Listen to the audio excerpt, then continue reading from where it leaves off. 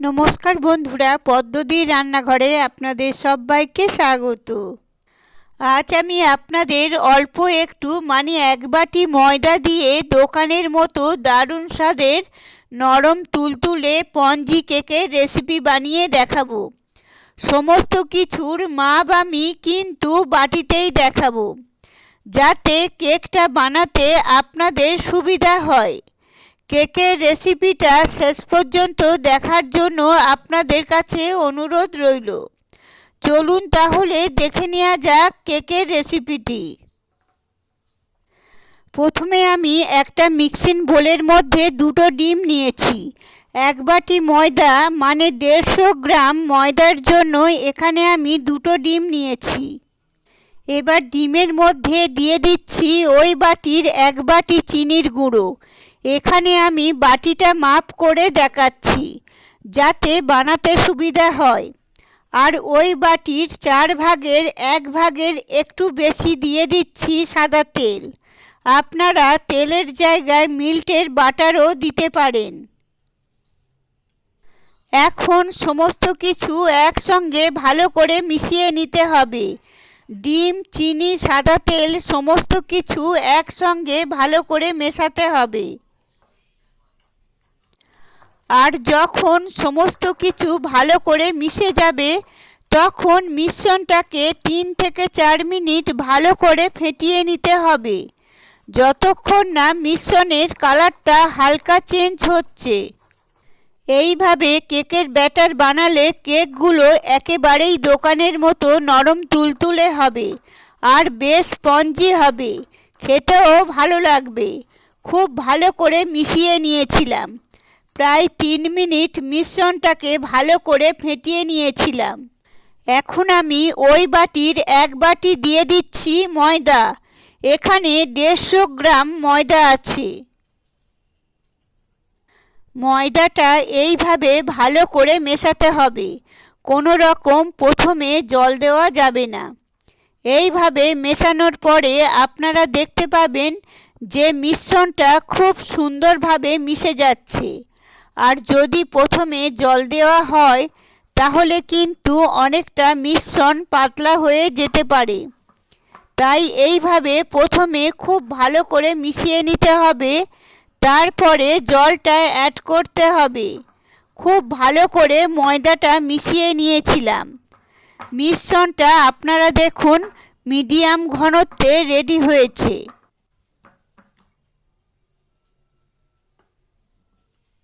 এখন আমি দিয়ে দিচ্ছি চা চামচের 1 চামচ ভ্যানিলা এসেন্স।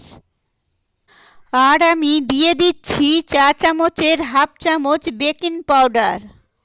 আর তার হাফ বেকিং সোডা, চা চামচের 4 ভাগের 1 ভাগ দিয়ে দিলাম বেকিং সোডা। যতটা বেকিং পাউডার তার হাফ সোডা দিতে হবে, না হলে কিন্তু কেকের মধ্যে একটা খারাপ গন্ধ চলে আসবে। আবারও সমস্ত কিছু ভালো করে মিশিয়ে নিতে হবে। আর এই বেকিং সোডা, বেকিং পাউডার দেওয়ার কারণে মিশ্রণটা কিন্তু এখন ঘন হয়ে যেতে পারে, একটু টাইট হয়ে যাবে, কারণ ফরমেট করা শুরু করে দেবে। তাই এই সময় কিন্তু মিশ্রণটার মধ্যে অল্প জল দিতে হবে। আর জল দিয়ে খুব ভালো করে মিশিয়ে একটা মিডিয়াম ঘনত্বের ব্যাটার রেডি করতে হবে। ব্যাটারটা খুব বেশি পাতলা বা খুব বেশি ঘন করে বানানোর দরকার নেই। মিডিয়াম ঘনত্বের ব্যাটার রেডি করলে কেক কিন্তু সব সময় খুব ভালো হয়। আর যেহেতু ডিম দেওয়া আছে, তাই কেকের ব্যাটারটা একটু মিডিয়াম ঘনত্বে বানাতে হবে।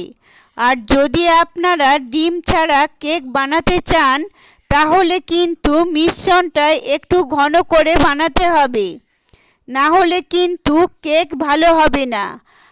আর যেহেতু আমি ডিম দিয়ে কেকটা বানাচ্ছি, তাই ব্যাটারটা ঠিক এই রকমই মিডিয়াম ঘনত্ব করে রাখলাম। ব্যাটারটা রেডি হয়ে গেছে।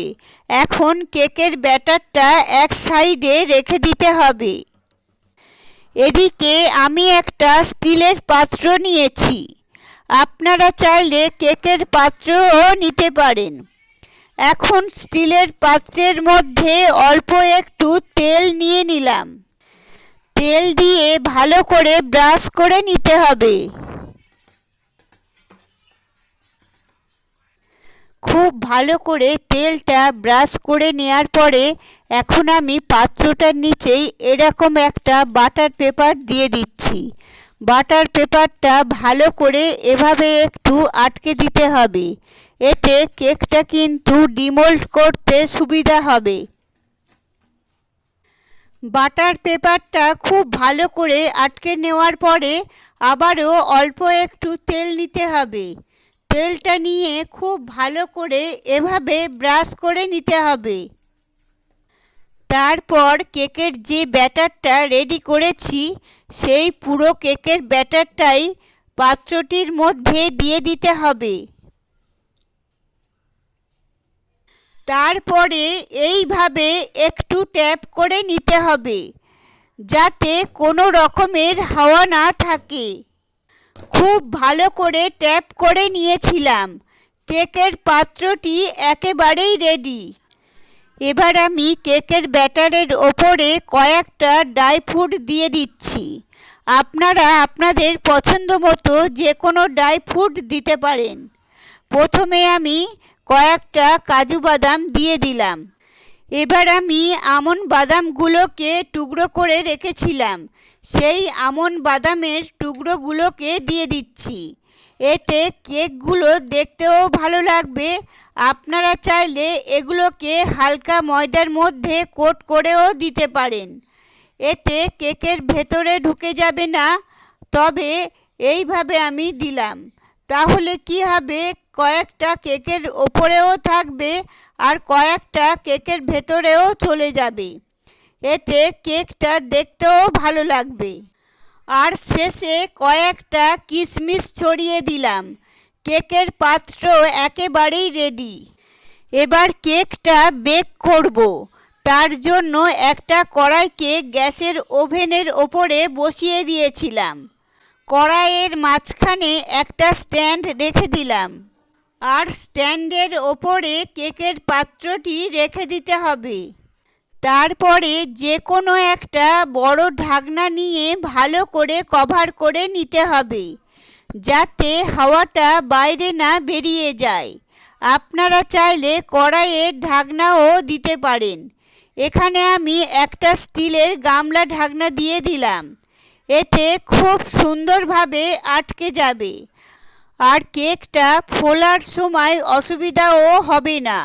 অনেক সময় কি হয়, যদি কড়াইয়ের ঢাকনা দেওয়া হয় কেকটা কিন্তু বেক হওয়ার পরে উঁচু হয়ে যায় আর তখনই ঢাকনার মধ্যে লেগে যায়। তাই এইভাবে একটু গামলা দিয়ে কেকটা আমি বেক করে নেব।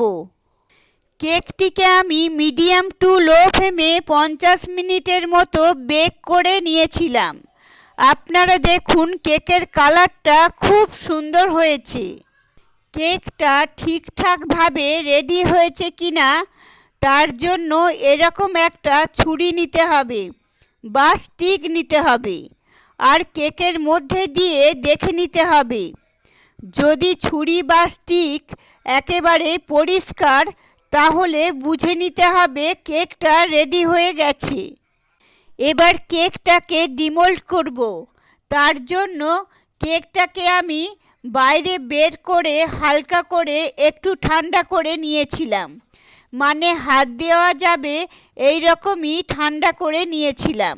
এবারে চারিদিকে ভালো করে গোল করে ছুরিটা ঘুরিয়ে নিলাম। তারপর একটা প্লেট নিতে হবে।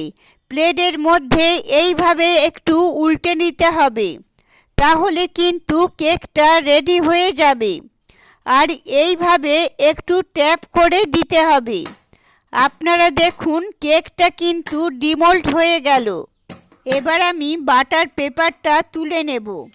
প্রথমে এইভাবে বাটার পেপারগুলো তুলে নিতে হবে।